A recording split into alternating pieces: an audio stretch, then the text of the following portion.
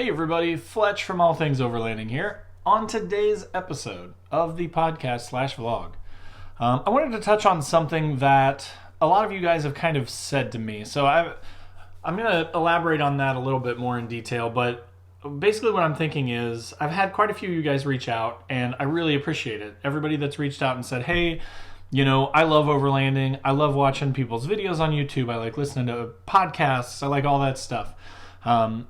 The problem, and this is, what I've heard from you guys, and I agree with you, is that a lot of folks that are into overlanding have gotten too big for their britches, right? Like a lot of folks, and I'm not by any means trying to slam anybody or say anything bad, right? Like I think that's fantastic that they've gotten to the point where they're huge and they can do overlanding full time, and they've got all this super expensive, pricey gear.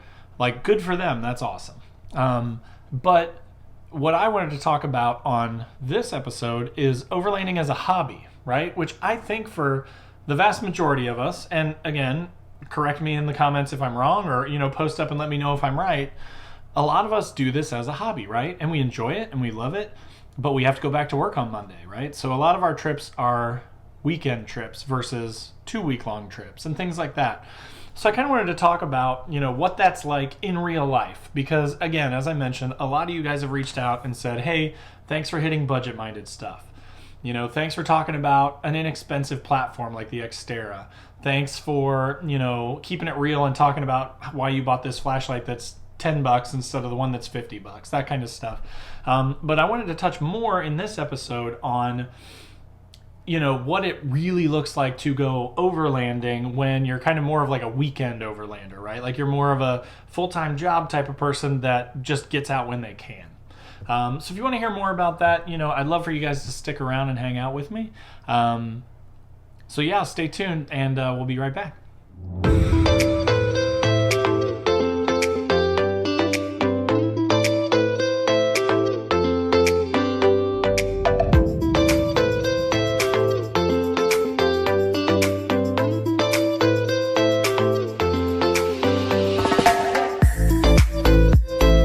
Alright guys, welcome back. So as I mentioned on today's episode, I'm going to be talking about overlanding as a hobby. Meaning, as much as we love the videos of people going through, South America and they're gone for 3 months and they go on these super long trips and that's the dream, right? Like we would all love to be able to do that. Realistically, most of us have full-time jobs, most of us have families, most of us have obligations that keep us from being able to do stuff like that, right? So again, thank you to all of you guys that have reached out to me and said like, hey, thanks for doing that, thanks for talking about this in that sort of way, like a more of a regular Joe, if you will, that enjoys overlanding but is restricted in what he or she can do, right? So thank you guys for that. And again, before I get into sort of the topics that I want to cover, I want to say thanks, and I also want to encourage you guys, if you're new to the channel, my name's Fletch. I've been doing this for probably about 6 or 7 months now, release 2 episodes a week. If you don't already subscribe to me, please go down and click that red subscribe button, click the bell to be notified when I release new content. Like I mentioned, I do 2 episodes a week. I do sort of a 3-minute Thursday gear review, and then I do a Sunday night podcast/vlog. And actually, there's going to be some exciting content coming up on the next couple of episodes. I'm going to be interviewing a couple of gentlemen. I'm not going to go too far into it because it's kind of a secret right now, but mixing things up a little bit and doing some interviews with folks that are involved in either like production of products for overlanding or folks that are like doing cool stuff in the overlanding community. So anyways, stay tuned for that. Again, if you're not a subscriber, please consider subscribing. I'd love to hang out with you guys. I'd love to chat with you. Post up in the comments, click that like button if you like the video. It really helps me out more than you know. And yeah, thanks for stopping by. So let's get into it. So first of all, I wanted to talk about, the whole job thing, right? Like working full time and what that means for overlanding. Like for me, it's not, crazy week-long trips or 2-week-long trips or, hiatuses or anything like that. Like I am lucky a lot of the time to get out for 1 night, or if I'm really lucky, I might get out for like 2 nights and 2 days, right? For example, I think in the next couple weeks, I'm probably going to be leaving maybe midday on like a Friday or late in the afternoon on a Friday, and heading to Hoosier National Forest and then spending the whole weekend there. So, you know, Friday night, Saturday all day, and then Saturday night, then get up Sunday and come back home. But it's probably been a month and a half or two since I went on my last trip. So, you know, as glorious as I think a lot of us YouTubers and a lot of us, you know, content creators make overlanding seem, it's just not as glorious or as frequent as you may think. I get really envious, and I live vicariously through all the folks that are out west, right? All the guys and girls that are out west, because they're, you know, 20 minutes from the wilderness, and they can go out and they can take these awesome like rocky trails through like, you know, wooded bluffs and over mountains and all this cool stuff. I don't have that. I'm in Indiana. And the Hoosier National Forest, where I go quite a bit, is about 2 hours away each way for me. So again, even a one-night trip, you know, I'm driving 4 hours round trip just to get, you know, maybe 8 hours worth of camping, essentially. So that's why I try to go as much as I can for longer periods of time. I will try, and I have been lucky enough to be able to, you know, go on like a 4 or 5 day trip. So you guys have heard me talk about the West Virginia trip that I took late last summer, early last fall. It was a fantastic trip. It was so much fun, but I got to leave like on a Thursday night. We left, you know, in the afternoon, late afternoon, and we drove till about midnight, 1 o'clock, and then we slept it for a couple hours in a rest stop while we waited for 2 of the other guys to catch up with us. When they caught up in the middle of the night, you know, like 3, 4 in the morning, we woke up and then we drove another like 4 or 5, 6 hours to get to West Virginia. So those are some of the sacrifices you have to make, right? Like if you don't have the time to be able to, you know, take 2 weeks off work and just leisurely, you know, enjoy your trip over, sometimes you have to suffer a little bit. Sometimes you have to be willing to drive all night and maybe sleep 2 or 3 hours and then, you know, get to your location, get to your sort of your destination, the trails that you want to take, and enjoy that day as much as you can while you're tired, and then maybe go to bed a little bit early that first night to catch up on your sleep. So, you know, so as far as how the overlanding trips look for me right now, and actually I'm getting ready. I wanted to record this episode really quick. It's Friday night. I wanted to record this episode now so that I had time to edit it, because again, it does take a lot of time to edit and cut it all together and split it up into the podcast and the video, and then, you know, load in tags and just do all the stuff you have to do for YouTube. It's a lot of work, but I wanted to get that knocked out and out of the way because as I mentioned on the next couple of episodes, I'm going to be doing some interviews. I've actually got those set up for a couple nights next week, and they're right before I think I'm going to go on my trip for a couple days. So what that means, though, is I'm not going to have time those nights. The 2 nights before, I've got interviews both nights, late at night, like 9 to 10, Wednesday and Thursday.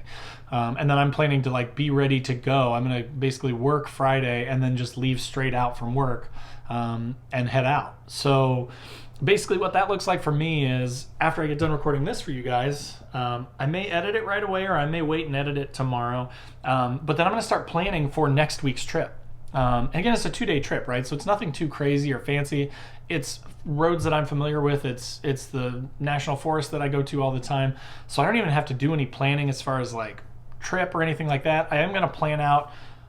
You know, that's part of it too for me is a lot of the times I don't really get to enjoy the trip as much because like I'm literally making plans for like shots I need to get for videos for you guys and like gear reviews I want to do and videos that I want to do while I'm out there. So it's actually almost kind of like a work trip for me. Like, but I love it. So don't get me wrong. I'm not complaining at all. Like I actually really enjoy that stuff. And that's part of the reason why I go solo a lot is because I think most people would think it's pretty weird to be sitting around in the middle of the woods and like setting up a tripod and like attaching suction cup mounts to your vehicle and like, you know, just there's so much that goes into it, and then you got to drive past it, and then you got to stop and you got to go back and you got to pick up the tripod and you got to move it and get different shots and set up your cameras in different places. And I'm gonna have to try and figure out a way to drive the truck and fly the drone at the same time, so if I wreck and die next weekend, you'll know what happened. But, you know, I enjoy a lot of that stuff, and I like bringing it to you guys, and I hope that you guys will enjoy it too. I really am planning to get a lot of good stuff next weekend. So anyways, just throwing that out there. But that's what it looks like for me, right, is I like to sort of plan a lot. I enjoy the build up to the trip, so that's what I'm going to be doing tonight and tomorrow night is kind of just making my checklist for everything that I've got to make sure that I bring, from camera gear to food to, you know, chair to tent to all the essentials that I need. And then just kind of thinking through the trip, planning out what I'm going to eat, right? Planning out what's dinner Friday night, what's breakfast Saturday, lunch, dinner Saturday night. I've got that Yuko wear stuff, so stay tuned for that too. If you guys watched previously, I got some cool stuff from Yuko gear. I've got a flat pack fire pit that I'm going to test out, and I've also got a new 6-piece mess kit. So I'm really excited to get to try those out. I'll put links to those down in the description too. If you haven't watched the video before, definitely go check those out. I'll put a tag up here to that video where I kind of unboxed them. But then this next weekend is going to be the sort of the tests, right? Like the real world use test. So I'm excited about that. But that's what working and then sort of dreaming / living vicariously through other people and then just planning a lot, right? That's what trips look like for me. Is where I probably spend a week or two planning and thinking and packing and, you know, making mods to the truck in preparation, that sort of stuff. And then if I'm lucky, I get 2 nights. If I'm not so lucky, I get 1 night. And I shoot my video and I drink some beers and I smoke some cigars and I enjoy myself, and that's what a trip looks like for me, right? So it's not that glorious. It's not really that amazing like it may seem on YouTube. So again, post up in the comments below and let me know what you guys think. Like, is that what trips are like for you? How frequently do you get to go, right? Like, again, I try really hard, and I run a YouTube channel called All Things Overlanding, right? So you'd think that I'd be out almost every weekend, but I'm lucky to get out once a month. Sometimes it's once every 2 months. Sometimes it's longer than that, right? Like sometimes I'll go a few months. And I don't have any qualms about camping in the cold or anything. I love camping in the winter because there's no bugs, there's no people. It's just more relaxing. And if you dress appropriately and have the right gear, then you're fine in the winter. But even that being said, like I'm still lucky to maybe get 6 to 8 trips a year. And a lot of those are like 1 night or 2 night trips, right? So just being real with it, just being honest with you guys, like that's what it's really like for a lot of us. And so don't feel bad about that, right? Like don't watch those videos of people doing like huge river crossings and like crazy complex trails and like super long trips and feel bad about yourself. Like it doesn't matter. As long as we're getting out there and we're having a good time, that's what matters, right? Like get out there, enjoy yourself, relax, unplug for a little bit.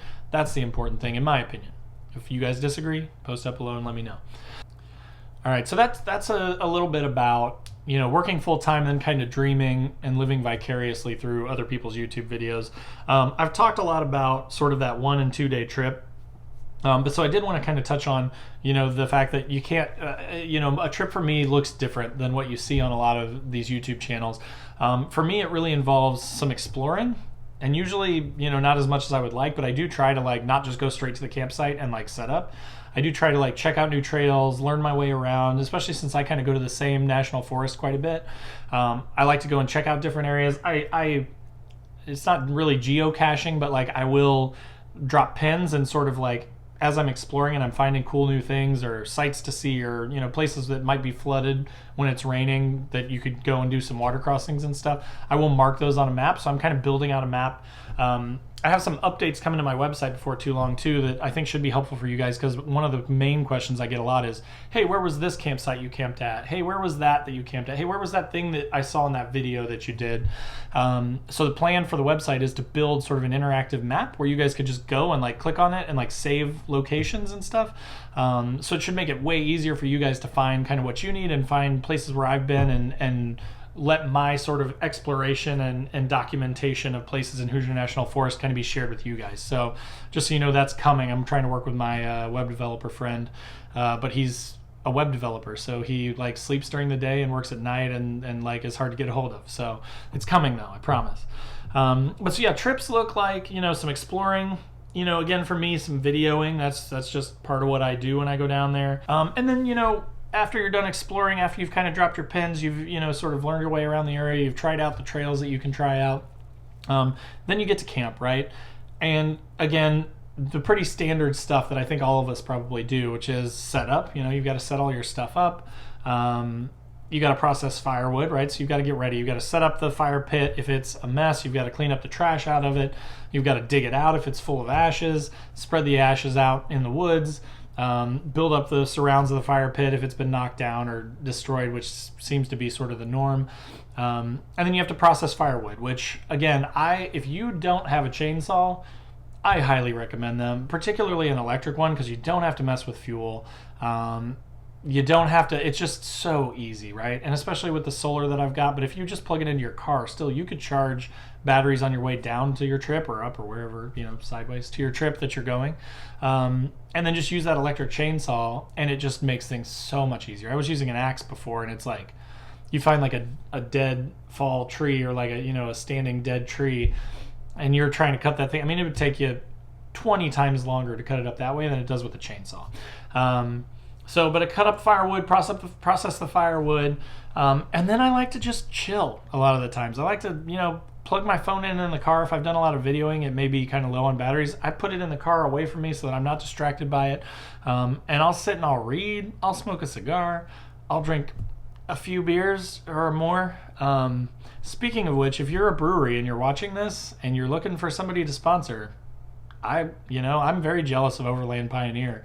I'll put a link to his channel down below, but that dude, man, he is hooked up with a brewery and he gets free beer, and it just looks like so much fun. So I'm just throwing it out there. I'm not a big guy. I'm not looking for CVT tents or, tough stuff or anything to like throw me thousands of dollars worth of gear. But if somebody give me like a case or two a month to take on trips, that would be the dream right there, right? So I enjoy some beers at camp. I do some reading. Sometimes I'll watch some shows and stuff if I've got any cell phone reception on my phone, catch up on shows on Netflix and things like that. That's happened before too. But mainly it's just like not doing work, not thinking about too much, just trying to just relax and unplug and enjoy being around a fire, eat some good food, and just chill. So that's kind of the second thing that I wanted to talk about. And then the third part. So again, talking about overlanding as a hobby, right? Since we can't go on as many trips, since we're kind of, and I'm speaking generally here, but I assume most of us are kind of locked into our daily routines and our, family routine, and there's a lot of stuff to do, right?